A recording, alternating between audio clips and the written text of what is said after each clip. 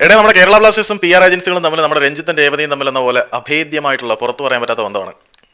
സംഗതി എന്താണെന്ന് വെച്ചാൽ എടേ ഞാൻ എന്തോ പറയേണ്ടതിനെ കുറിച്ചൊക്കെ പണ്ടാണെങ്കിൽ മറ്റേ അനൂപ് മേനോനും ജയസൂര്യയും തമ്മിലുള്ള അഗാധമായ പ്രണയം എന്നൊക്കെ പറഞ്ഞ് നമുക്ക് സാധനം മുന്നോട്ട് കൊണ്ടുവരുന്നു. ഇപ്പോൾ പിന്നെ ട്രെൻഡിങ് രഞ്ജിത്തേട്ടൻ്റെ രേവതി ചേച്ചിയല്ലേ, അതുകൊണ്ടൊക്കെ പറഞ്ഞേ ഉള്ളൂ.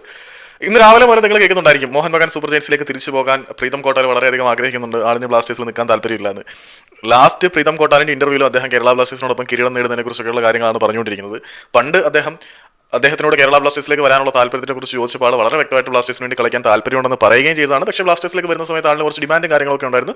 ആ ഡിമാൻഡുകളെല്ലാം ബ്ലാസ്റ്റേഴ്സ് മാനേജ്മെന്റ് അഡ്മിറ്റ് ചെയ്യുകയും ചെയ്തിട്ടുണ്ട്. ക്യാപ്റ്റൻ അമ്മാന്റെ ലൂണയായി തന്നെ ഇരിക്കും, ലൂണ ഇല്ലാത്ത സമയത്ത് ക്യാപ്റ്റൻ പ്രീതമായിരിക്കും. അങ്ങനെ ഒരുപാട് അൺഡിസ്ക്ലോസ്ഡ് ഡീലുകൾ ഈ ഒരു കരാറിൽ എഴുതി ചേർത്തിട്ടുണ്ടായിരുന്നു. ഏറ്റവും പ്രധാനപ്പെട്ടത് നിലവിലെ ബ്ലാസ്റ്റേഴ്സിൽ ഏറ്റവും കൂടുതൽ പ്രതിഫലം വാങ്ങിക്കുന്ന ഇന്ത്യൻ താരം നമ്മുടെ പ്രീതം തന്നെയാണ്. എന്തുകൊണ്ടും പ്രീതത്തിനെ സംബന്ധിച്ചിടത്തോളം അധികം കളിച്ചില്ലെങ്കിൽ പോലും നല്ല പൈസയും നല്ല ട്രീറ്റ്മെന്റും എല്ലാം ഇവിടെ നിന്ന് കിട്ടുന്നുണ്ട്. പ്രീതത്തിന് എന്തായാലും ബ്ലാസ്റ്റേഴ്സ് വിട്ട് മോഹൻ ബഗാനിലേക്ക് പോകണം എന്ന് വലിയ ആഗ്രഹമുണ്ടെന്നും എനിക്ക് തോന്നുന്നില്ല. പക്ഷേ മോഹൻ ബഗാനെ സംബന്ധിച്ചിടത്തോളം അവിടെ നൻപറലി പോയതോടുകൂടി അനുഭവസമ്പന്നനായിട്ടുള്ള ഒരു സെന്റർ ബാക്കിനെ തങ്ങൾക്ക് വളരെയധികം ആവശ്യമാണ്. ആ ഒരു സാഹചര്യത്തിൽ എന്ത് വില കൊടുത്തും അവർ പ്രീതത്തിനെ തങ്ങളുടെ കൂടാരത്തിലേക്ക് കൊണ്ടുവരാൻ ആഗ്രഹിക്കും എന്ന കാര്യത്തിൽ നമുക്കാർക്കും യാതൊരു വിധത്തിലുള്ള സംശയങ്ങളും ഇല്ല. ട്രാൻസ്ഫർ വിൻഡോ ക്ലോസ് ചെയ്തതുകൊണ്ട് തന്നെ ടേബിളിന്റെ അടിയിൽ കൂടെ അണ്ടർ ദ ടേബിൾ ഡീല്, തുണി വെക്കാതിന്റെ അടിയിൽ കൂടെയുള്ള ഡീലും കാര്യങ്ങളൊക്കെയാണ് നടന്നുകൊണ്ടിരിക്കുന്നത്. എടേ ആ ഒരു സെറ്റപ്പിനകത്ത് നോക്കുകയാണെങ്കിൽ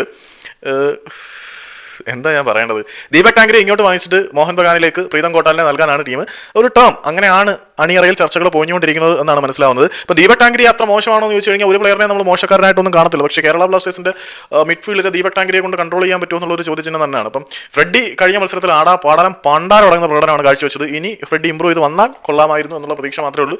വിപിനെയും ഡാനിഷിന്റെ കാര്യം പിന്നെ പറയണ്ടല്ലോ. ഡാനിഷ് ഇടിവണ്ടി ആണെങ്കിൽ ഈ ദീപക് ടാങ്കരി ഇടിവണ്ടിയുടെ അച്ഛനായിട്ട് വരും. അമ്മാതിരി ഇടയ്ക്കിടയ്ക്ക് ഓടി നടന്ന് നാട്ടുകാരെ അടിച്ച് കാർഡ് വാങ്ങിക്കുന്നതിനകത്ത് എക്സ്പെർട്ടാണ് ദീപക് ടാങ്കരി. ആ ഇടിവണ്ടി ഇങ്ങോട്ട് എടുത്തിട്ട് പ്രീതത്തിനെ കൊടുക്കുകയാണെങ്കിൽ അണ്ടർ ദ ടേബിൾ നല്ല ക്യാഷ് ഇതിനകത്ത് മറിയുന്ന കാര്യത്തിൽ യാതൊരു സംശയമില്ല. പണ്ട് സഹലിന്റെ കാര്യത്തിലും ബ്ലാസ്റ്റേഴ്സിന്റെ ആരാധകർ മറ്റേ ഊഞ്ഞാലാടിയിരുന്നു. ഇനിയിപ്പം പ്രീതത്തിന്റെ കാര്യത്തിലും തൊലിഞ്ഞു കുത്തിയിരിക്കേണ്ട അവസ്ഥയിലേക്ക് കാര്യങ്ങൾ പോകും. അബ്സല്യൂട്ട്ലി വി ആർ ഓൾവേസ് ബഫൂൺസ് യാർ. നമ്മൾ ലാഫിംഗ് സ്റ്റോക്കായി മാറിക്കൊണ്ടിരിക്കുകയാണ്. പലപ്പോഴും പലതിലും ജീവിതത്തിലായാലും ലാഫിംഗ് സ്റ്റോക്ക് ആവാൻ അധികം നിന്ന് കൊടുക്കാതിരിക്കുന്നതാണ് നല്ലത്. അതിപ്പം പറഞ്ഞേ ഉള്ളൂ. നമ്മുടെ കേരള ബ്ലാസ്റ്റേഴ്സിന്റെ മാനേജ്മെന്റ് PR ഏജൻസികളെ ഉപയോഗിച്ച് നല്ല ചില കഥകൾ അടിച്ചിറക്കുന്നുണ്ട്. നമ്മുടെ വികാരം അവിടെ ഒട്ടിച്ചേർന്ന് നിൽക്കുന്നുണ്ട്.